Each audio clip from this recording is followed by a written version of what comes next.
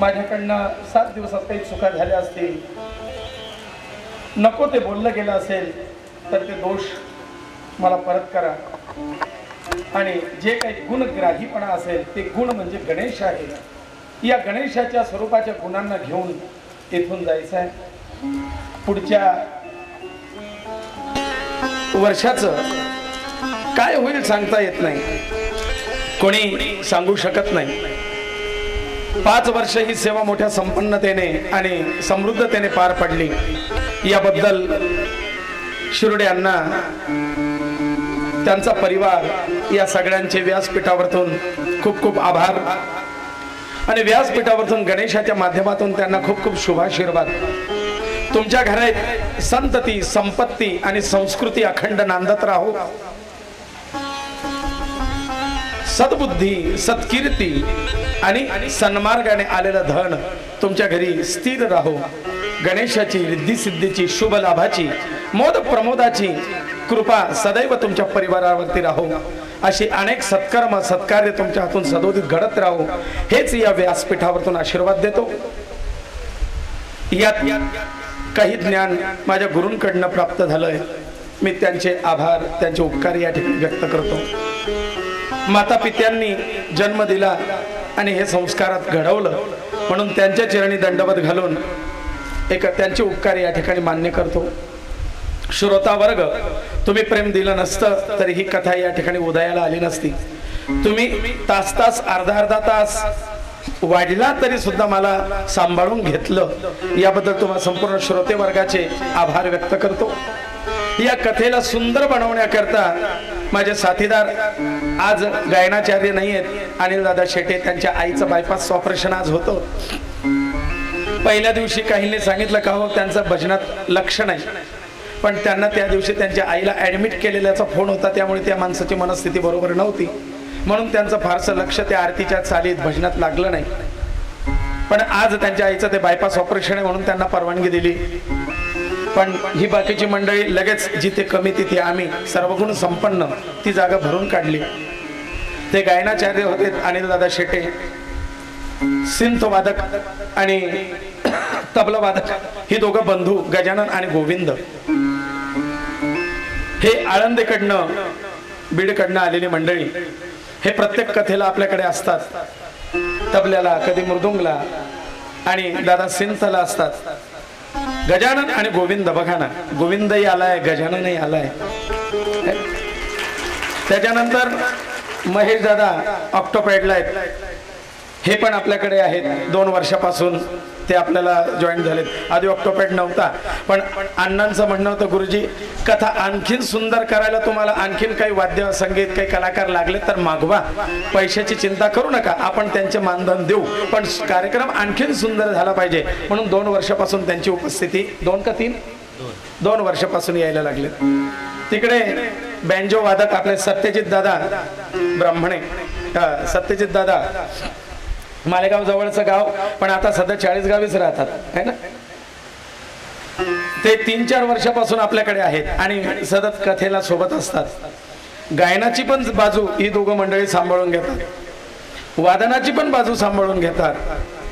आणि त्यांनी सांगितलं एका दिवशी तबला नसला, ढोलकी नसलं, गुरुजी मी ती पण वाजवून घेईन, काही चिंता नाही. असे सर्वगुण संपन्न कलाकार. मी म्हणतो या गुणीजनांमध्ये गुण नसले, थोडे गुण कमी असले तर चालतील, पण अवगुण नसावेत.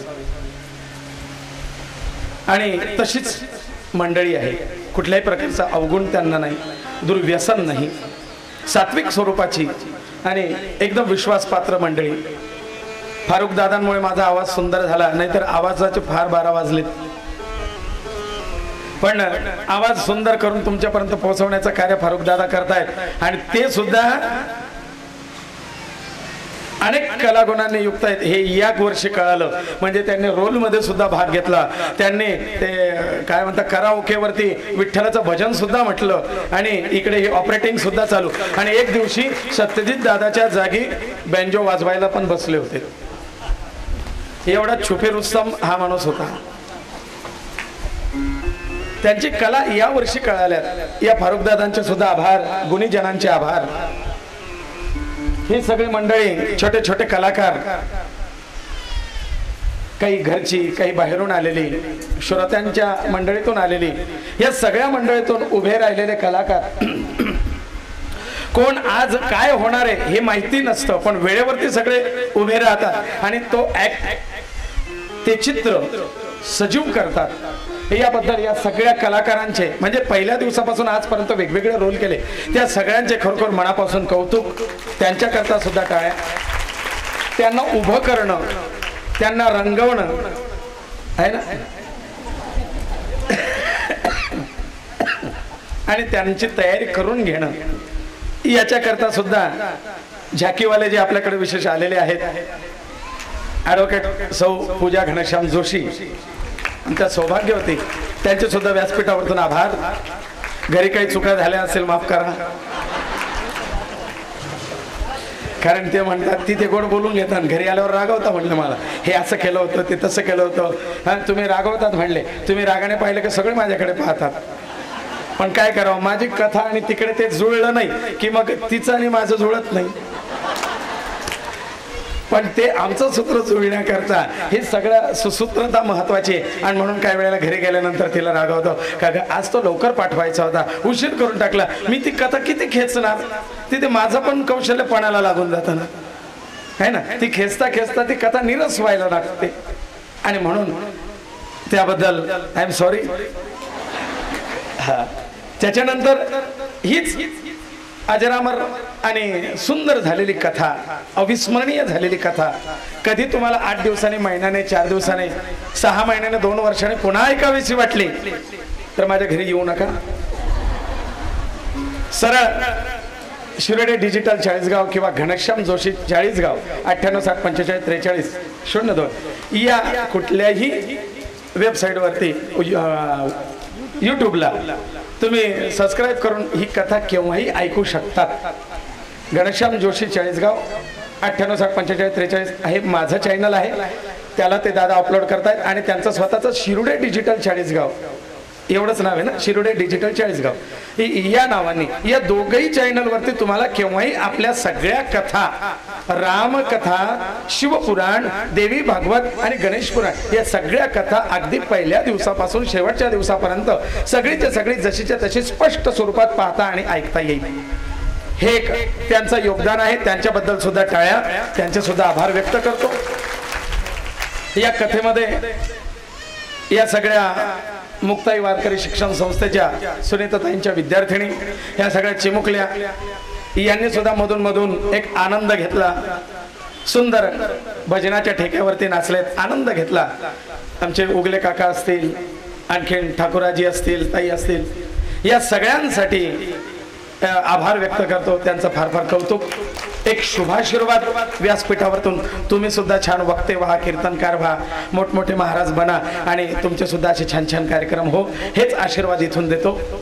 या कार्यक्रमाची एक मी नुसती झलक सांगितली होती की हा कार्यक्रम 100 वर्ष आठवणीत राहणार आहे शिरोडे परिवाराला।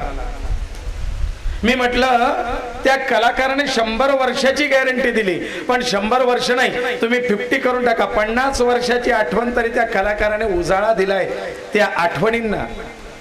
असं एक कार्य इथे घडलंय, ते सरप्राईज असणार आहे, एवढंच फक्त मी क्ल्यू दिला होता। ते काय असेल मी तुम्हाला वेळेवरती सांगेल, ते आज सांगतो। जसं मी ते गुण आणि कला, गुण म्हणजे गुणेश आणि गुणेश म्हणजे गणपती, तो कोणात कसा कुठे असेल सांगता येत नाही, तसं आपल्या या श्रोत्यांमध्ये एक गुणेश, गजाननाचा उपासक, त्या गणपतीच्या कलेचं मूर्तिमंत स्वरूप, त्यांच्याशी भेटण्याचा योग आला। इतके दिवस सर्वसामान्य व्यक्ती म्हणून जी आपल्यात वावरत होती, त्या व्यक्तीच्या कला ज्या वेळेला पाहिल्या त्यावेळेला मी सुद्धा भरून पावलो की अशी व्यक्ती आणि अशी लोक आपल्यात आहेत। हे तर साक्षात मूर्तिमंत गणेशाचे पुतळे आहेत, पण त्यांनी एक इच्छा व्यक्त केली, गुरुजी मला या कार्यक्रमाची आठवण म्हणून आणि अण्णांचं कर्तृत्व, दातृत्व आणि परिवाराचं योगदान याची आठवण म्हणून मी काहीतरी देणे लागतो। माझ्यात देण्यासारखं काही संपत्ती ऐश्वर प्रॉपर्टी भगवान परमात्म्याने दिली असेल नसेल, पण मी एक कलाकार आहे आणि कलाकाराने दान करायचं असेल तर आपल्या कलेचा एक नमुना हेच त्याचं दानाचं सर्वश्रेष्ठ दान. तर मी माझ्या कलेच्या याच्यावरतून एक सुंदर कलाकृती अण्णांना भेट करू इच्छितो. त्या कलाकृतीची गॅरंटी अशी आहे 100 वर्ष कलाकृती ती टिकणार आहे. म्हणजे ती कलाकृती पाहिली की लक्षात येईल, अहो अण्णांनी गणेश पुराण नावाचं पुराण कधीतरी ठेवलं होतं अमुक अमुक वर्षी 2025. त्या पुराणात अण्णांना आठवण म्हणून ही कलाकृती भेट दिली गेली होती. ही त्या पुराणाची त्या कथेची आठवण आहे. कोणी दिली होती? S.K. मोरे सर, एक महान चित्रकार ज्यांचे चित्र आपल्या 40 गावात नाही, जळगाव जिल्ह्यात नाही, महाराष्ट्रात नाही, भारतात नाही, विदेशात देश परदेशामध्ये ज्यांचे चित्र हे प्रदर्शनात ठेवले जातात, ज्यांच्या चित्राची किंमत परदेशी लोक करतात, असा एक महान चित्रकार आपल्यात उपस्थित आहे. पण साधं व्यक्तिमत्व आहे. त्या चित्रकाराने सांगितलंय की मी अण्णांचा एक फोटो घेतलाय, तो मला सजीव करून त्या ठिकाणी त्यांना भेट द्यायची इच्छा आहे. 50 वर्ष नाही 100 वर्ष त्या चित्राची गॅरंटी आहे. हेच एक माझ्याकडनं भेट आठवण म्हणून या महान दातृत्व आणि कर्तृत्ववान व्यक्तीला एक कलाकाराची भेट असेल. सर या आणि तुमच्या हातून ती कलाकृती अण्णांना भेट करत सगळ्या प्रेक्षकांना दाखवायची आहे. आपल्या कॉलेजला प्राचार्य म्हणून आहेत, प्राध्यापक आणि एक कला उपासक हा कलाकार, व्यासपीठाचा सन्मान, शेतीची आणि मातीची आवड असणारा या कलाकाराने आपली कलाकृती गणेशाच्या चरणी समर्पित करीत अण्णांना या कथेच्या आठवणीच्या स्वरूपामध्ये ते प्रदान करणार आहेत. शतमानं भवति शतायुर्वै पुरुषाः शतेन्द्रिय आयुर्वेंद्रिय वीर्यमात्मन् धत्ते स्वस्ति मंत्रा सफला संतु. हे घ्या माझ्याकडनं दुसरा आशीर्वादाचा. सरांची पण 2 वर्षापासून फार तळमळीची इच्छा आहे की माझ्याकडे देवी भागवत करायची इच्छा आहे. पण ज्या दिवशी ती भगवती शक्ती देईल त्या दिवशी भागवत कथा निश्चितच त्यांच्याकडे सुद्धा साध्य होईल. ही व्यासपीठावरून त्यांना आशीर्वाद.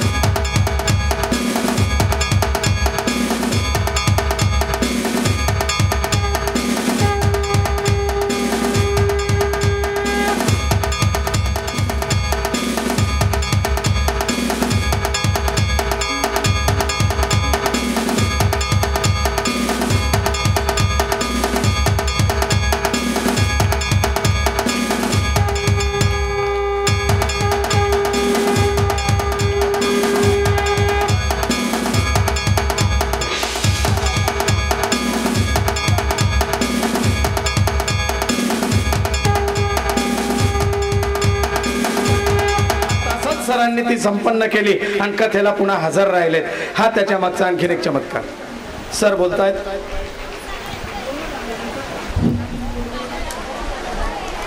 तुम्ही सांगा कसं बघा ना. हा वा. कथेच्या समाप्तीला गणरायाचे आशीर्वाद पर्जन्य स्वरूपात.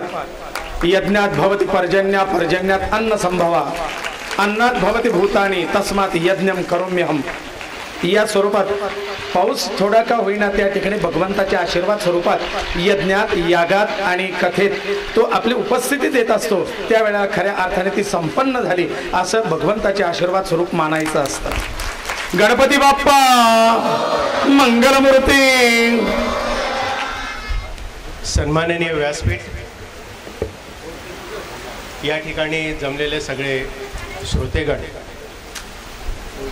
गणपती बाप्पाला विनम्र अभिवादन करून माझ्या मनातील 2 शब्द या ठिकाणी मनोगत रूपाने मी व्यक्त करत आहे. मित्रांनो, अण्णांच्या रूपाने खरोखर हे आपलं खूप मोठं एक भाग्य आहे की गेल्या 5 वर्षापासून आपल्याला पौराणिक कथा त्यांच्या माध्यमाने आपल्याला या ठिकाणी ऐकायला मिळत आहेत. आणि घनश्याम गुरुजींच्या अतिशय मधुर वाणीने आणि ज्यावेळेस त्यांनी शेवटचा सांगताचा समारोप ज्या भावनाविवश शब्दप्रयोगांनी केला, खरोखर माझ्याही डोळ्यामध्ये, माझ्या काय आपल्या सगळ्यांच्या डोळ्यामधून खरोखर अश्रू या ठिकाणी आले. आणि जेव्हा माझ्या मनामध्ये हा विचार आला की अण्णासारखे एक व्यक्तिमत्व या 40 गावामध्ये अशा प्रकारचा उपक्रम त्यांनी हाती घेतलेला आहे, खरोखर 40 गावची भूमी ही पावन झाली असं मला वाटतं.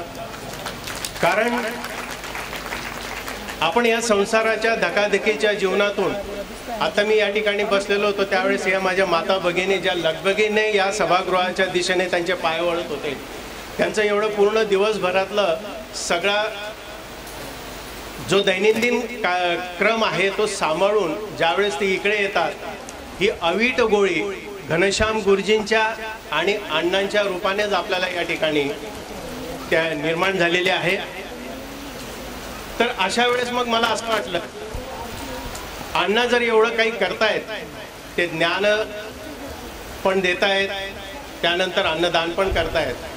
श्रीमंती खूप असते, बरेच लोक आपण श्रीमंत पाहतो, परंतु खरोखर मनानुसार त्यांचे आशीर्वाद त्यांच्या पाठीशी आहे. खरोखर ही श्रीमंती त्याहीपेक्षा आणखीन आहे.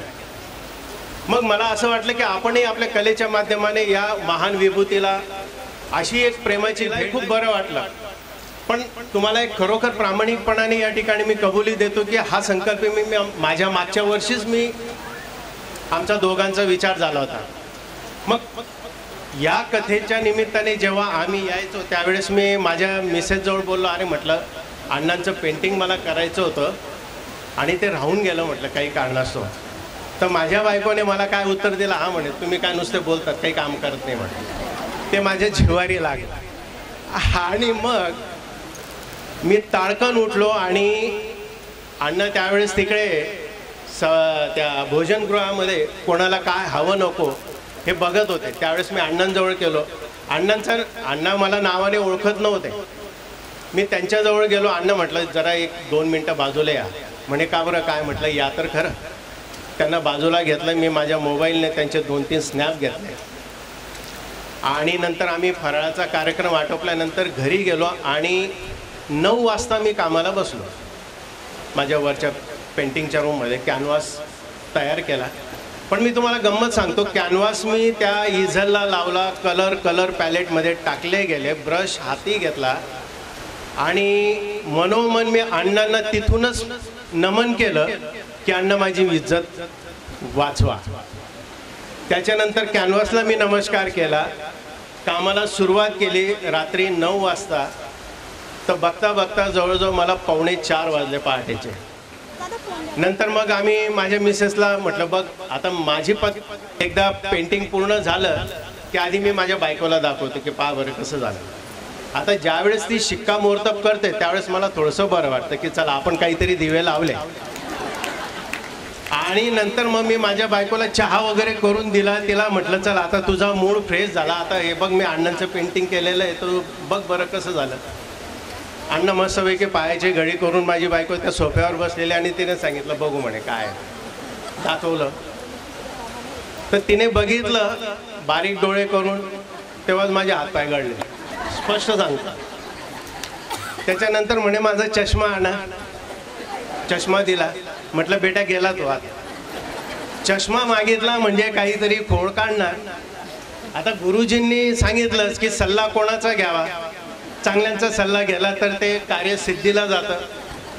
आता या ठिकाणी माता भगिनी बसले, सगळे आदिशक्ती आहेत.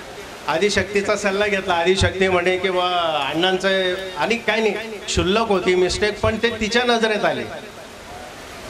तर म्हणे ही रेषा अशी झाली, ती तशी झाली. साला म्हटलं 6 तास मी काम केलं.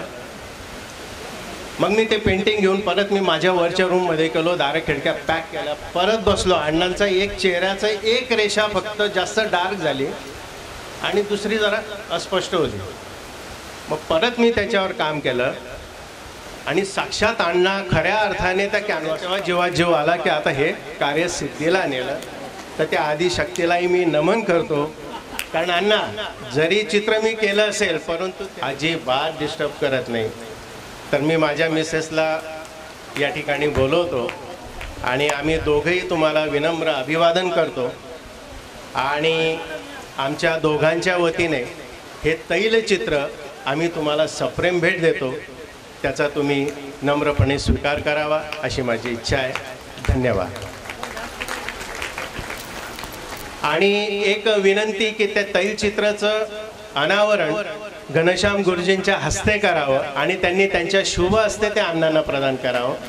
धन्यवाद.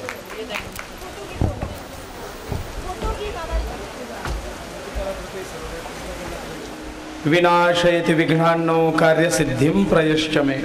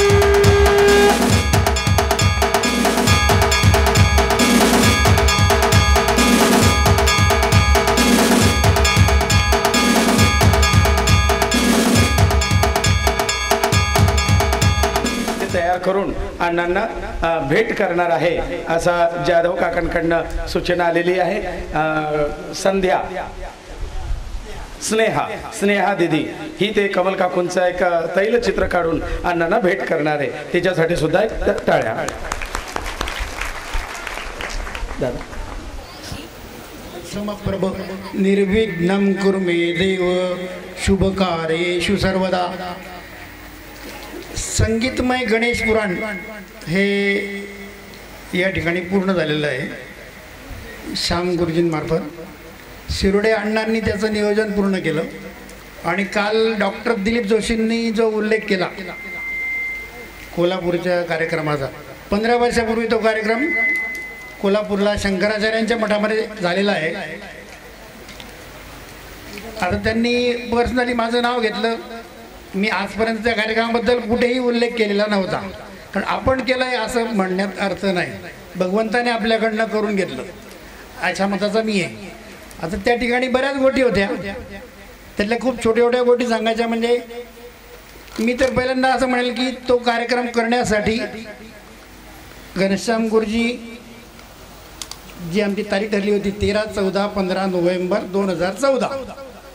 तर घनश्याम गुरुजींचे वडील, मला असं वाटतं की 10 तारखेला त्यांना अटॅक आला होता, ते ॲडमिट झाले होते. कार्यक्रम पूर्ण ठरला होता. 40 गावून रेल्वे बोगीचं रिझर्वेशन करून 50-60 गुरुजी आम्ही कोल्हापूरला घेऊन जात होतो. तर वडील ॲडमिट झाले, सगळाच विषय थांबला. आणि घनश्याम शिवाय आमच्या घरामध्ये कोणतंही कर्म होत नाही, कोणतंच नाही. म्हणजे खूप अभिमानाची गोष्ट सांगतो की आमचे वडील ज्या वेळेला वारले त्यावेळेला महालक्ष्म्यांचे दिवस होते, गौरी गणपतीचे. श्याम गुरुजींनी आमच्याकडे गरुड पूर्ण वाचलं, पण त्या कालावधीमध्ये गुरुजींनी दुसरे कामं घेतले नाही, फक्त माझ्याकडे येऊन गणेश पुराण वाचत होते. म्हणजे बऱ्याच गोष्टी अशा आहेत की ते किती एकरूप आहेत आणि त्यांची श्रद्धा भगवंतावर काय. आता तो कार्यक्रम असा होता की त्या ठिकाणी अवलिया रूप खरंच प्रकट झालं होतं. गजानन महाराज प्रत्यक्षात तिथे दुपारी 2 वाजता ज्या वेळेला शंकराचार्यांनी सांगितलं तेव्हा समजलं की हे अवलिया रूप या ठिकाणी प्रगट झालेला आहे। माझ्या हवनाच्या कामात त्यांनी मला सांगितलं होतं की तुम्ही कुणीकडेही बघायचं नाही, तुम्ही तुमचं काम करायचं फक्त। माझ्या पाठीमागे ते उभे होते। समजा गुरुजींच्या कोणाच्या उच्चारात किंवा काही थोडंसंही वाटलं तर ते पागणं कडक आवाज येतो आणि पूर्ण सप्तशतीची पोथी ते पाठ म्हणत होते पाठीमागे, क्लिअर गुरुजींबरोबर। सूर्यास्ताच्या आत पूर्ण व्हायला पाहिजे, ताबडतोब चहा पिल्यावर सगळ्यांना मध्ये पाठवलं। मग त्यांनी बऱ्याच गोष्टी अशा केल्या, त्यात सांगण्यासारख्या गोष्टी अशा आहेत की आमच्यातले बऱ्याच कलाकारांना त्यांनी स्पेशली एकेकाने समोर आल्यानंतर विचारलं। माझ्या पत्नीला त्यांनी एक आठवण दिली, म्हणे यापूर्वी तुला मी दृष्टांत दिलेला आठवतो का? तिने विचार केला की आपल्याला गजानन महाराज कधी भेटले नाही। आता ती लग्न झालं तेव्हापासून, लग्नाच्या आधीपासून गजानन विजयाचं पारायण दशमी, एकादशी आणि द्वादशी हे 3 दिवस दर महिन्याला करते। तर ते म्हणे मी भेटलो म्हणे तुला। ती म्हणे नाही मला नाही आठवत। मग त्यांनी माझ्या माहितीप्रमाणे 12 फेब्रुवारी 2013 या दिवशी हिंगोणे टर्नवरती आमचा अपघात झाला होता। ट्रकच्या खाली माझी गाडी, माझी पत्नी, माझा मुलगा आणि माझी मुलगी, आम्ही पूर्ण ट्रक खाली टाटा माणसा गाडी घुसली होती। म्हणजे मी स्वतः डोळे मिटले होते त्यावेळेला। त्यांनी ती तारीख माझ्या पत्नीला सांगितली, त्या दिवशी तुला ट्रक खालनं जिवंत कोणी बाहेर काढलं म्हणे।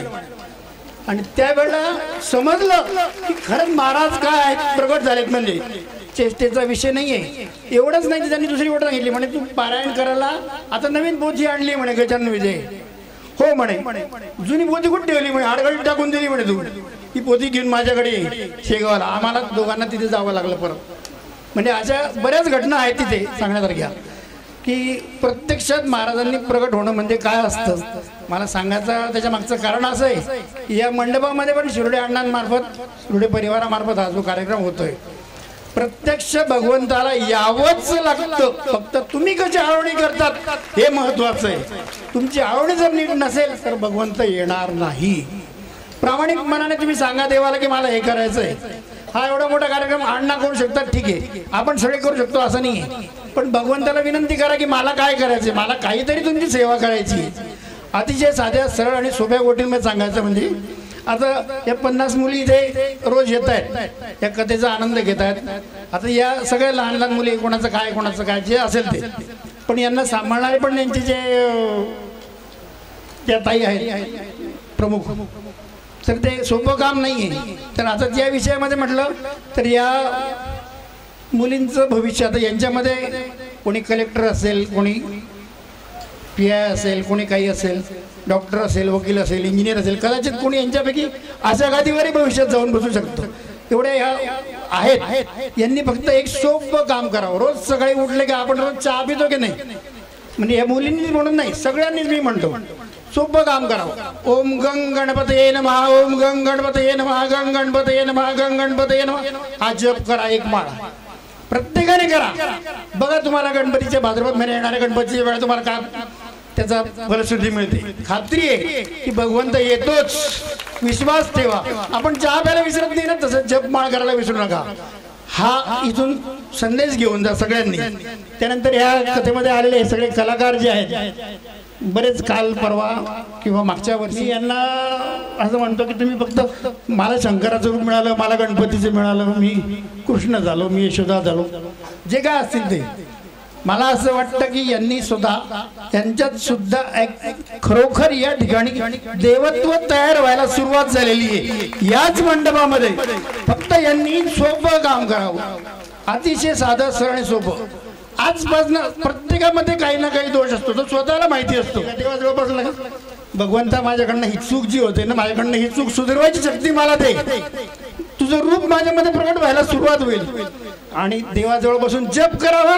त्यांनी पुढच्या वर्षी सांगतील यांच्याचपैकी कोणी ना कोणी आपल्याला की हो भगवंत खरंच प्रकट होऊ शकतो।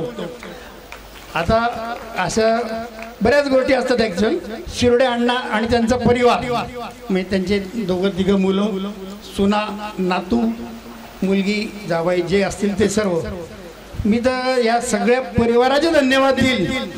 खरंच त्यांना 1 वर्ष नाही 5 वर्ष असा कार्यक्रम करण्याची उपरती झाली ही भगवंताचीच कृपा आहे. आणि त्यांच्या माध्यमातून आपण सगळे श्रोते ते अतिशय शांतपणे येऊन बसतो. आपण बघतो बऱ्याच कार्यक्रमांमध्ये थोडं थोडं काही असलं का कोणीतरी उठून जातं, कोणी चहा प्यायला जातं, कोणी कुठे जातं, पण इथून आलेल्या श्रोत्यांपैकी कोणीही उठून जात नाही. ही सगळ्यात मोठी या मंडपाची पावती आहे. आणि कोल्हापूरच्या कार्यक्रमाबद्दल अजून एक गोष्ट सांगायची म्हणजे भगवतीने आमच्याकडनं जो कार्यक्रम करून घेतला तर त्या भगवतीचा कार्यक्रम करण्याकरता मी 3 वर्ष महाराज स्वतः नंतर आमच्या चाळीसगावातले बरेच वेगवेगळे गुरुजी घेऊन मी 3 वर्ष जाऊन तिथे भगवतीला सांगत होतो की मला असा कार्यक्रम करायचा आहे. आम्ही दरवेळा ठरवायचो आणि दरवेळा तो कोलॅप्स व्हायचा. भगवतीची इच्छा नाही, जसं महाराजांनी सांगितलं मोरेंना की त्यांना करायचं आहे बा, पण भगवती ताकद दिली तेव्हा होईल. तो त्यांची इच्छा आहे पण भगवतीची इच्छा पाहिजे तेव्हा तो होईलच. तसं मी 3 वर्ष तिथे जात होतो देवीला आणि सांगत होतो मला असा कार्यक्रम करायचा, पण ते शक्य नव्हतं. आणि अशा परिस्थितीमध्ये 3 वर्षानंतर जेव्हा ठरला तर आम्ही फक्त यती पूजनाला म्हणून शंकराचार्यांना सांगायला गेलो की तुम्ही यती पूजनाला या. तर त्या ठिकाणी आम्हाला त्यांनी सांगितलं की तुम्ही तो कार्यक्रम मंदिरात करण्याऐवजी माझ्या आश्रमात करावं. मग त्यांचा मठ जो आहे तिथे तो कार्यक्रम केला. पहिल्याच दिवशी म्हणजे खरोखर हिरा काय असतो ना धन्य एवढंच म्हणेल मी. यांनी पहिल्याच दिवशी तिथे जेव्हा कार्यक्रम सुरू झाला तर त्या मंडपात इतका रात्री 11 वाजेपर्यंत 3 वाजेपर्यंत धो पाऊस होता. आणि मंडपात बाहेर म्हणजे आतमध्ये नाही, बिल्डिंगमध्ये नाही, बाहेर कार्यक्रम होता. पूर्ण मंडपाच्या बाहेरून पाणी वाहत होतं, मंडपात एक थेंब पाणी नव्हतं. म्हणजे हे भगवती प्रगट झाल्याचं रूप आहे प्रत्यक्ष. आणि कोणीही कुठल्याही प्रकारचं म्हणजे आम्हाला हे पाहिजे ते पाहिजे कोणाचीही काही डिमांड नव्हती, काहीच नाही, कोणत्याही गोष्टींची नाही. सगळ्यांनी आनंदाने केलं. पण ते आनंदाने करण्याकरता आहे ना आपण स्वतः सुद्धा त्यांच्याशी तेवढं एकरूप व्हावं लागतं. हे खूप गरजेचं आहे. साधी गोष्ट आपण सत्यनारायण ठरवतो, अरे ते 50 रुपयाचे ते वाटा घेऊन बरं 5 फळांचा, ते 10 रुपयाचा हार घेऊन 100 रुपयाचं पाकिट घेऊन सत्यनारायण पूजेचं बंद करा. जे द्यायचं आहे ना ते मनापासून 5 चांगले फळं आणा. सगळ्यात चांगल्या गोष्टी भगवंताला अर्पण करा. देवाला यावंच लागतं तुमच्या सेवेला, ही खात्री आहे. हे या मंडपात मी सांगू इच्छितो. आणि प्रत्येकाने प्रयत्न करा की आणि खूप कठीण मंत्र नाही. ओम गंग गणपतये नमः अतिशय सोपा आहे. चहा प्यायच्या आधी म्हणायचं मग चहा प्यायचं, नाही तर चहा नाही प्यायचा भाऊ. आज व्रत केलं का बरोबर पूर्ण होईल. 1च महिन्यामध्ये रिझल्ट चालू होईल. तुमच्यातले सगळे दोष निघून जातील, सगळ्या गोष्टी बाजूला होतील. हळूहळू हळूहळू सगळ्या गोष्टी क्लिअर होतील. माझं विनंती अशी आहे की अक्षता घेऊन पुरोहितांपैकी, कारण मला आशीर्वाद मुलांना देणं काही मला योग्य नाही वाटत, म्हणून सगळ्या मुलांना आशीर्वाद द्यायचा आहे. आणि या पण सगळ्या मुलांनी प्रतिज्ञा करा की आपण भगवंताचा जप करावा.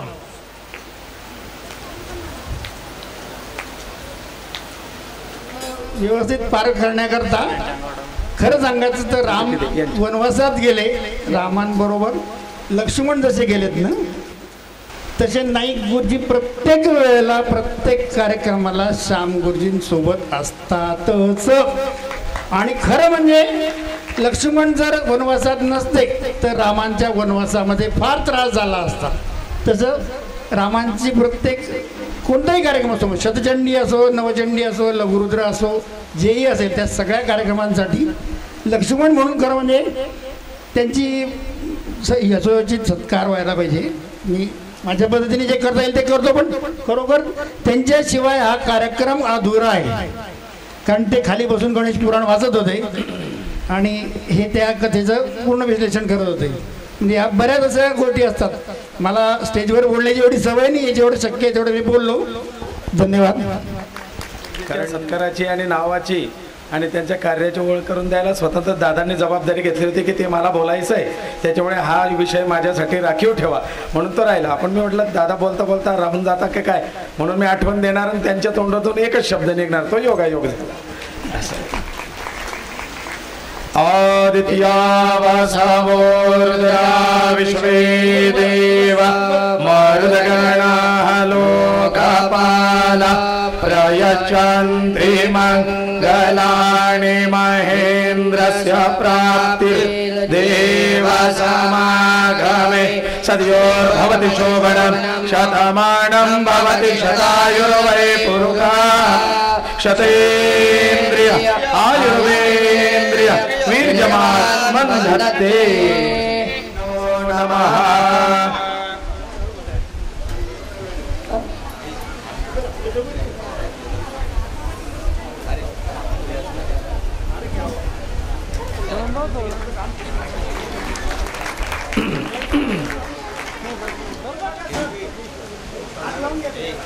हो हो सांगतो सांगतो.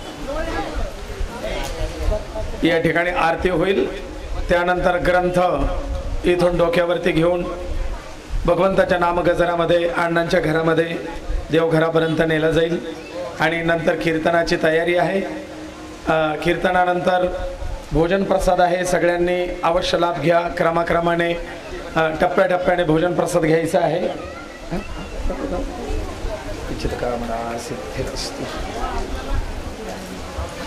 हो आता बोलून घ्या. माझा लहान चिरंजीव हे सगळे पाचही भूमंडळी हे भूदेव आशीर्वाद देत आहेत. या मंत्राक्षता त्यांच्या मस्तकी टाकून हा आशीर्वाद दिला जाईल. मंत्रोच्चार होतोय आणि त्याच्याबरोबर त्यांचा फॅमिली फोटो पण. डॉक्टरीनबाई हरि ओम भद्रंकर शृणुयाम देवा भद्रं पश्येमाक्षभिर्जत्राः स्थिरैरङ्गै सुष्ठुवाघुसस्ताणो द्रव्यशे महिदे वहिताञ्जदायुः न इन्द्र वृद्धशरवाः स्वस्तेना पूका विश्ववेदाः स्वस्तेनस्तार्क्ष्यो आरिष्टानेमि स्वस्तेनो बृहत्पातिर्दधातु यावद् भूमण्डलं दत्ते शैशैलं मनकाननं तावत् तिष्ठन्ति मेघ्नां सन्ततिं पुत्रपौत्रके देहान्ते परमं स्थानं यत्सुरैरपि दुर्लभं प्राप्नोति पुरुषो नित्यं महाशक्तिप्रसादतः शतमानं भवति शतायुर्वै पुरुषः शतेन्द्रिय आयुर्वेन्द्रिय विरजमाद्वन्दते स्वस्ति मन्त्रास्तबलाः सन्तु देवता सिद्धिविनायक देवता सुप्रसन्ना वरदा भवतु. नमस्कार करून घ्या. मंगलमूर्ती गजानन भगवान की जय. पूर्ण नाही घ्या असं. तुम्ही समोर बघा, पूर्ण रेकॉर्डिंग चालू आहे. रेडी समोर गणपती बाप्पा समोर. रेडी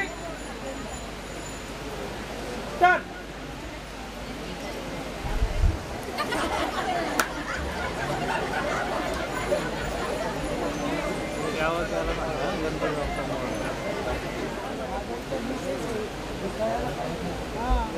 दोन तीन फोटो घ्या. काही टेन्शन नाही, मी बोलतो ना, तुम्ही मला सांगितल्याशिवाय मी बोलणार नाही. महाराज तुम्ही हां तुम्ही पुढे असं. Yes very good. समोर सगळ्यांचा चेहरा स्माईल. समोर बघा. थांबा थांबा थांबा थांबा थांबा, काही करू नका, रेकॉर्डिंग चालू आहे. थांबा थांबा आवाज झाला थांबा. हो थांबा. गणपती बाप्पा गणपती बाप्पा अभय दादा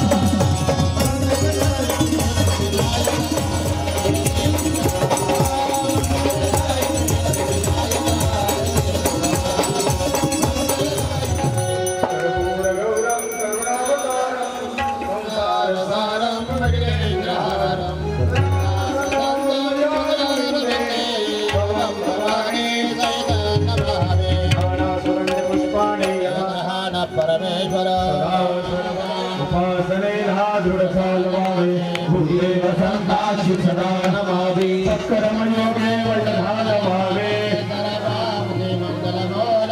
त्याच्या स्थळी हे मन जाय माझे त्याच्या स्थळी हे निरोप तुझे मी ठेवितो मस्तक ज्या ठिकाणी जिथे तुझे सद्गुरु पाय धुणी अलंकापुरे पुण्यभूमी पवित्र तिथे आगतो पात्र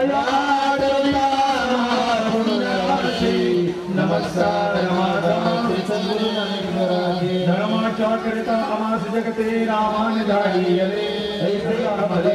आता धर्म सख्या तुझ्या प्रतिम्या नम्रत्वतेने असे इच्छा होई तसे मानसे कर्मया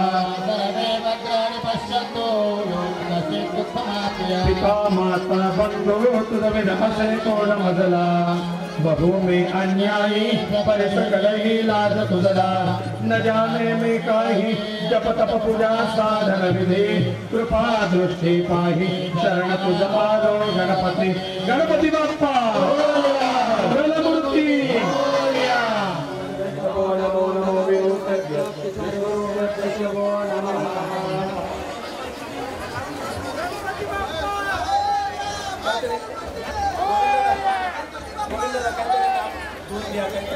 एक ग्रंथ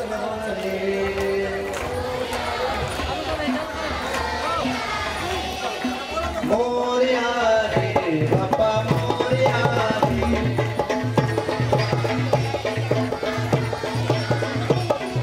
मोरया रे बाप्पा मोरया रे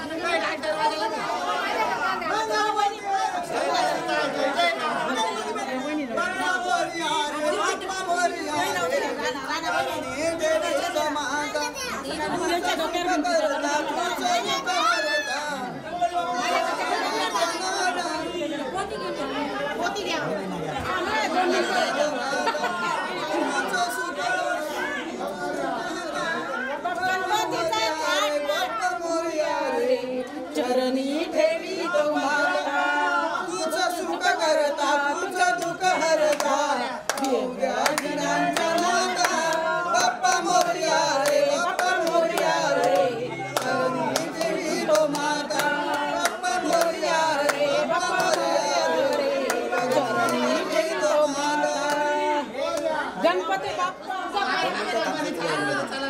वहिनी उखाणा घ्या हा गणपती बाप्पा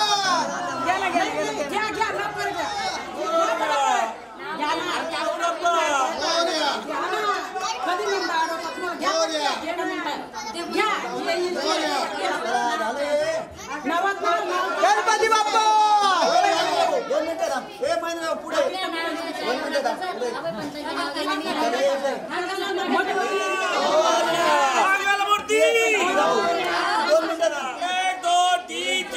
गणपतीचा जय जयकार आता लाडू चंद्रावर गणपती बाप्पा उंदरावर गणपती बाप्पा मोरया मंगलमूर्ती मोरया गणपती बाप्पा मोरया गणपती बाप्पा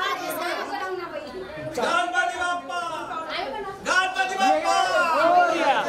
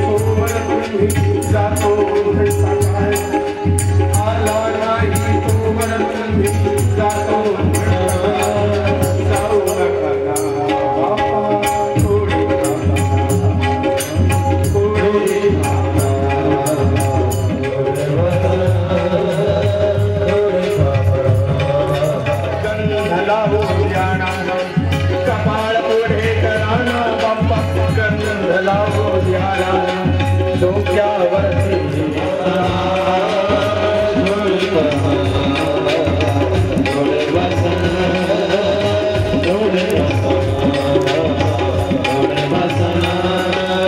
जाऊ नका